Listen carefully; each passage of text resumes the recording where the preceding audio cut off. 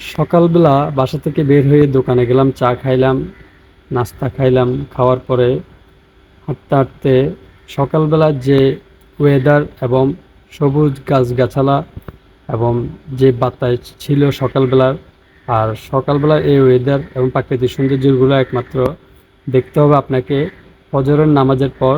রাস্তায় বের হবেন, হাঁটাচলা করবেন, তাহলে এই ধরনের ওয়েদার, প্রাকৃতিক সৌন্দর্য, বাতাস উপভোগ করতে পারবেন। আর এতই ভালো লাগতেছিল যে ভিডিও না করে পারলাম না। ভালো লাগলে অবশ্যই শেয়ার, কমেন্ট, পেজটা ফলো করে দিয়ে রাখবেন। হ্যালো গাইস, আসসালামু আলাইকুম। সকাল সকাল একটু চা খাইতে আসলাম বরফুল পুলিশ বক্সের পাশে বাসার দোকানে। যাওয়ার সময় গ্যাসের দিনকে দেখছিলাম, গ্যাসের দিনকে লোক বললাম যে গ্যাসের দিন তোর সাথে একটু কথা আছে, একটু দাঁড়া, আমি চা খাই আই।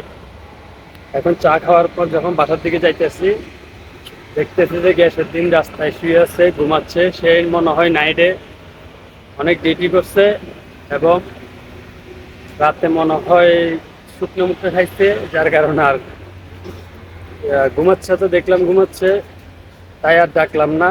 এবং তারে এটা জিজ্ঞেস করতে চাইছিলাম যে গত 2 দিন আগে যে সে বলল ভিডিওতে তার একটা আইফোন 14 প্রো ম্যাক্স লাগবে তার প্রেমিকের সাথে কথা বলার জন্য, তার কাছে ফোন নেই। এবং তকি আবু বকর ফাহিম তারে আইফোন 14 প্রো ম্যাক্সটা দিছে কিনা। এখন দেখতেছি সেই রাস্তায় ঘুমাচ্ছে, তাই তারা আর ডাকলাম না, ডিস্টার্ব করলাম না।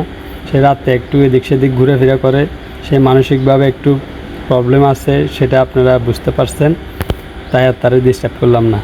দেখি অন্য সময় যদি সময় পাই তার সাথে আর একটা ভিডিও করব এবং বিস্তারিত ওর থেকে শুনবো।